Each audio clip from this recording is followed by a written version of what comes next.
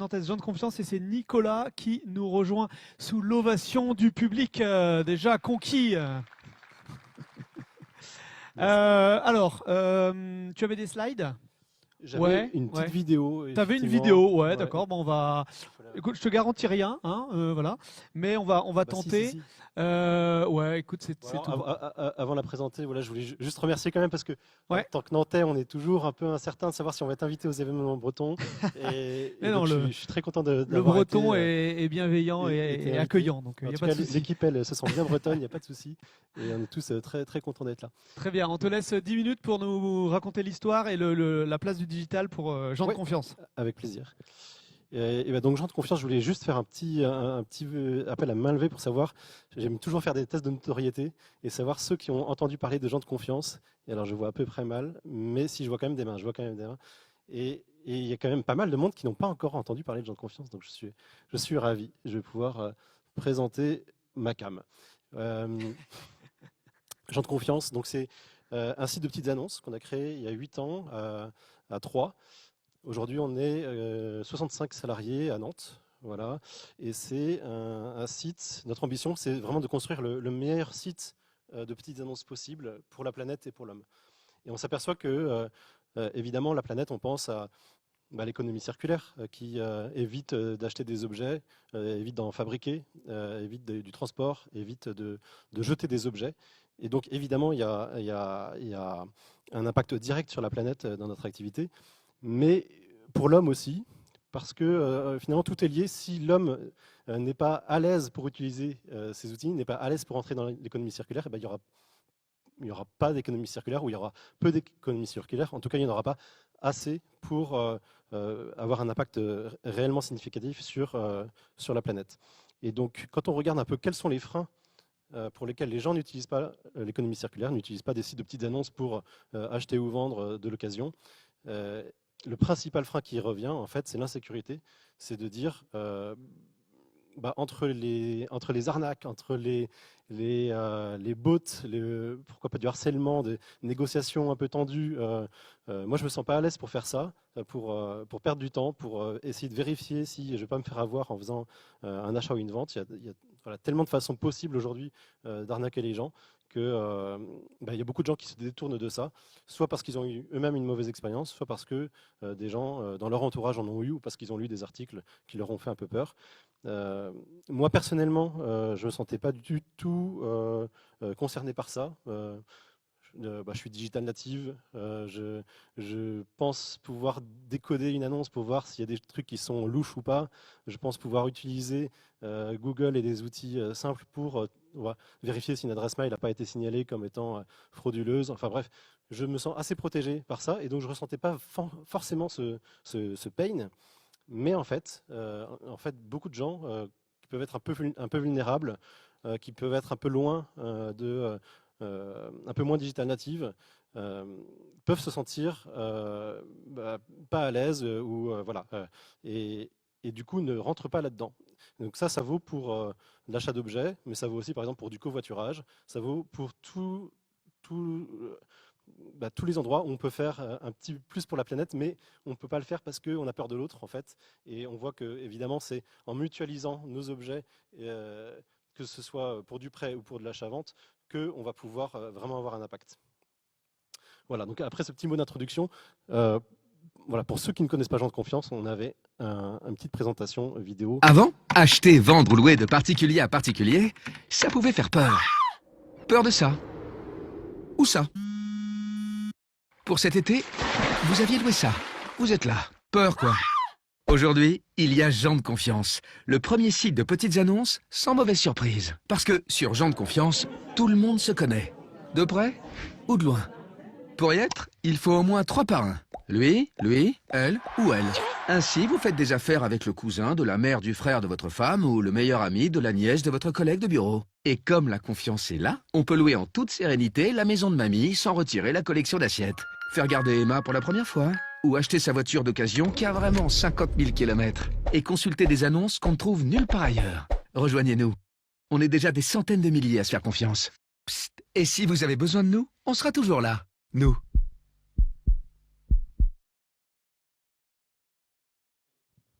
Ouais, j'ai l'impression que le Micro, ouais, micro. ouais, ouais. Ah non, c'est bon, c'est tout bon. Si, c'est bon. Ouais. Si que c'est un peu plus clair pour les gens qui connaissaient pas Gens de Confiance et ce qu'on peut proposer.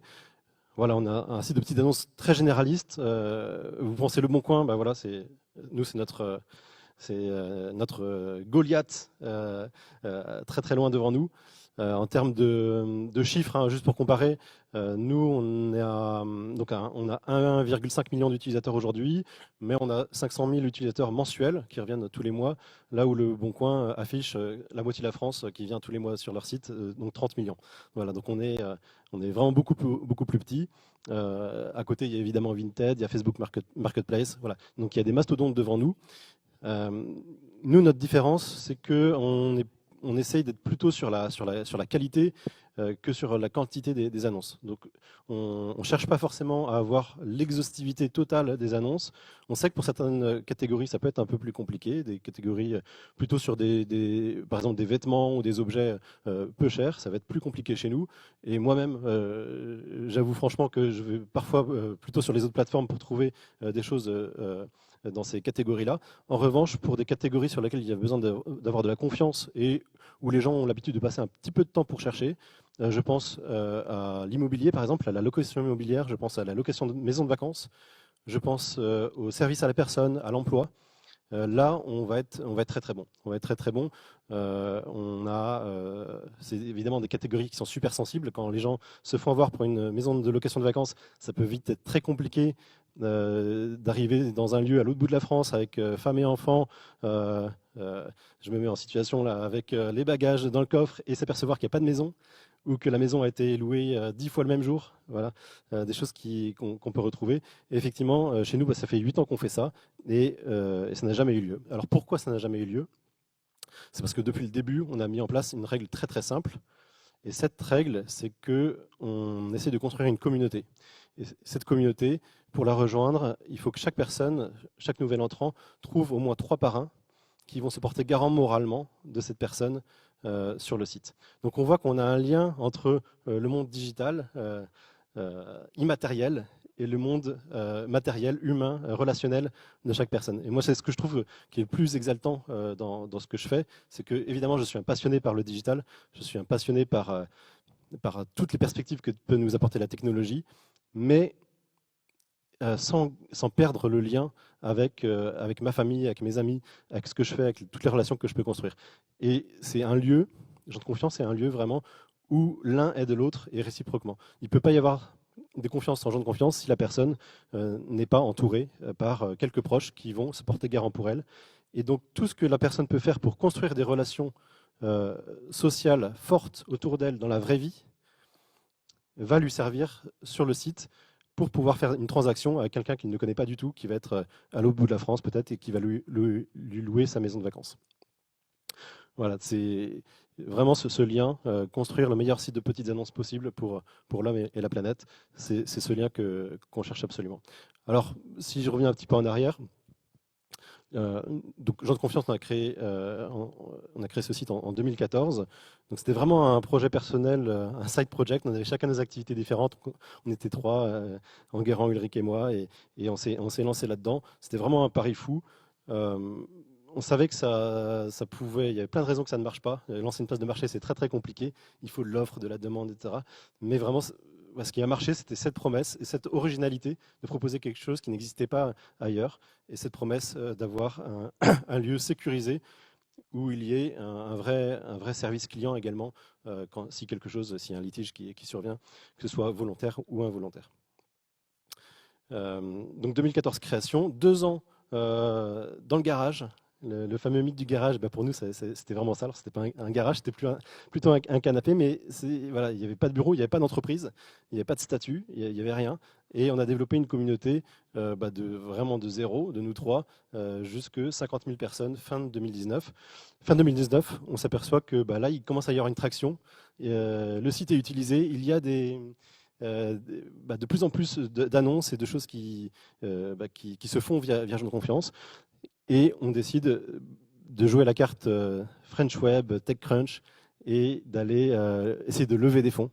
Voilà, donc on a pris nos petits bagages, on a pris le TGV et on s'est retrouvé à Paris. On a réussi à pitcher les 6 plus gros fonds parisiens. Et pour nous, c'était déjà quelque chose d'extraordinaire. On s'était dit, mais on n'arrivera jamais à avoir des rendez-vous chez eux. Ils sont forcément super, super sélectifs. On a envoyé 6 dossiers, 6 rendez-vous. Je pense que tout le monde était assez intrigué parce qu'on avait quand même des chiffres qui étaient alors, sur une communauté qui était relativement faible, mais avec des gens qui revenaient tout le temps. On avait, je crois, entre 80 et 90% de monthly active users, donc d'utilisateurs qui revenaient au moins une fois par mois sur 50 000 personnes. Et donc forcément, ça marque les esprits. Et donc on rencontre les 6 fonds. Alors il y en a 5 voilà, on est intéressés, mais merci, on se revoit dans un an.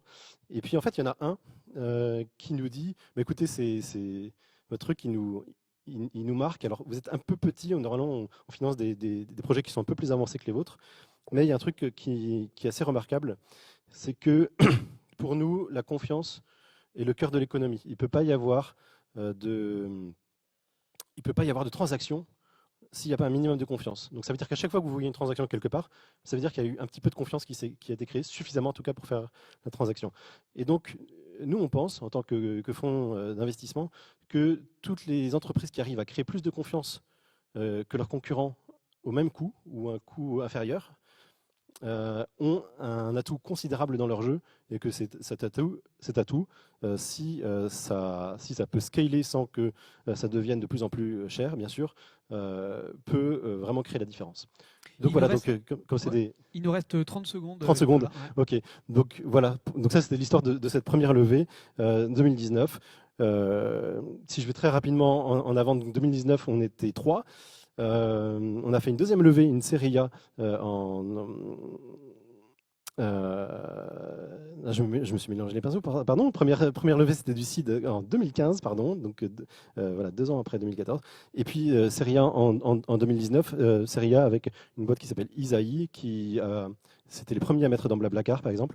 Et eux, ils se rendent compte, effectivement, en connaissant bien les plateformes, que la confiance est quelque chose de considérable. Donc quand je parlais de confiance dans les covoiturages, évidemment, Blablacar ne communique pas là-dessus, mais ils savent que pour beaucoup d'utilisateurs ou de non-utilisateurs, la confiance est quelque chose un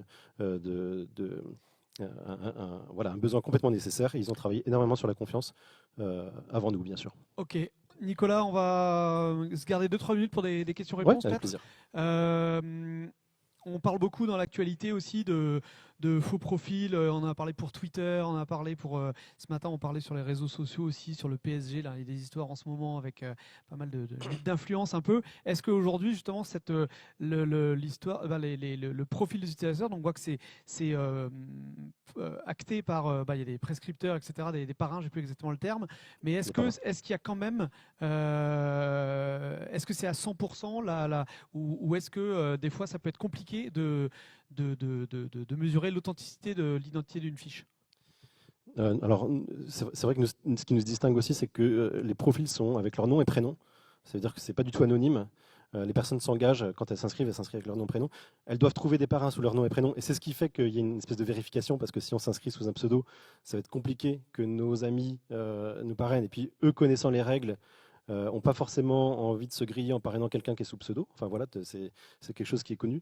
Et ce qui fait qu'aujourd'hui, quand on regarde les profils, mais est-ce que si quelqu'un usurpe l'identité de quelqu'un et moi j'envoie une demande à quelqu'un, quelqu'un usurpe mon nom et envoie une demande, est-ce qu'il n'y a pas un risque là-dessus? Et est-ce que du coup vous êtes obligé d'avoir une modération quand même, d'avoir un œil actif dessus, quoi? Bien sûr, on fait de la modération. En réalité, tout est possible.